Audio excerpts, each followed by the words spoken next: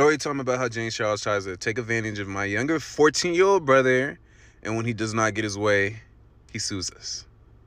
Alright, so this all started back in 2020, back when TikTok was kind of blowing up during COVID days when no one had anything to do in the house but stay at home, quarantine, and chill.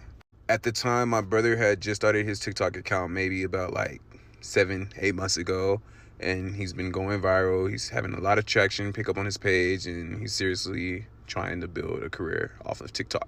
At the time, don't quote me on this, I want to say he had like maybe 700, 800,000 followers on TikTok. He was going viral. He was posting things every single day. Thirst traps, collabs, you name it, any type of videos you could think of. And it was picking up, not gonna lie. He was doing his shit.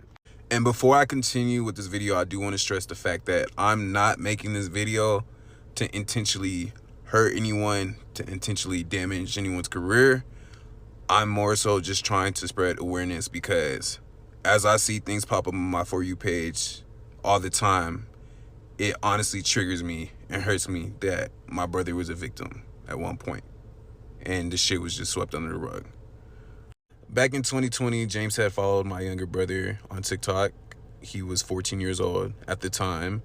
He had liked and commented under one of his videos that had went viral at the time, and Ethan got extremely excited because out of all the influencer friends he's built over the platform, James Charles happened to be one of the biggest at the time. The comment he originally made on his post was something honestly stupid, had nothing to do with the video. He just made a comment just to make a comment, which I feel like to this day he was just trying to get his attention, and he knew what he was doing because it worked. He follows Ethan, Ethan follows him back, he DMs Ethan, hey, Ethan responds, and this is kind of how all this madness starts in the first place. So after they went back and forth on TikTok DMs for a few days, James finally took the initiative and told Ethan to add him on Snapchat. Ethan adds James on Snapchat, and the vibes are cool for like a week and a half, 2 weeks. They kind of just go back and forth every day, ask each other how each other's day were. Ethan's trying to hide the fact that he's excited. No matter who James is, he's just excited at the fact that there's a YouTuber with 16 million subscribers that wants to be part of his life. This is kind of something that just excites him at the time. And, you know, he's 14 years old. Who the fuck wouldn't be excited?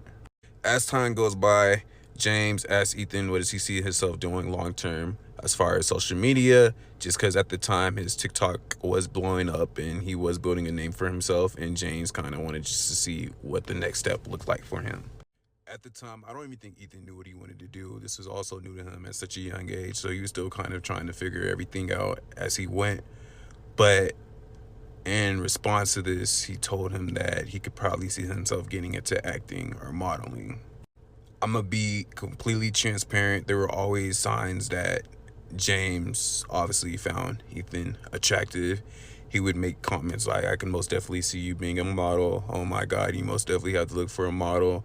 You would kill it out here in LA. And this was when I kind of felt the need as older brother to step in and just shut this shit down.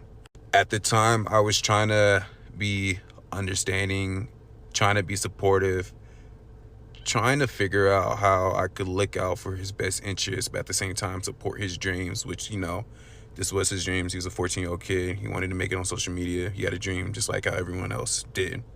I kind of always had a weird feeling about this, and of course my intuition was right, but he kind of tried to use what he wanted to do longer down the road to an advantage by telling him, hey, well, if you do what I want, I can help you. And obviously, you know what he wants. As time progresses, they go back and forth Snapchatting.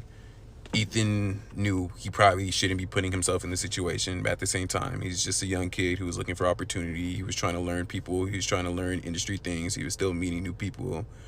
He was in a really vulnerable state, and I feel like James took advantage of him because he was a kid. He didn't know any better.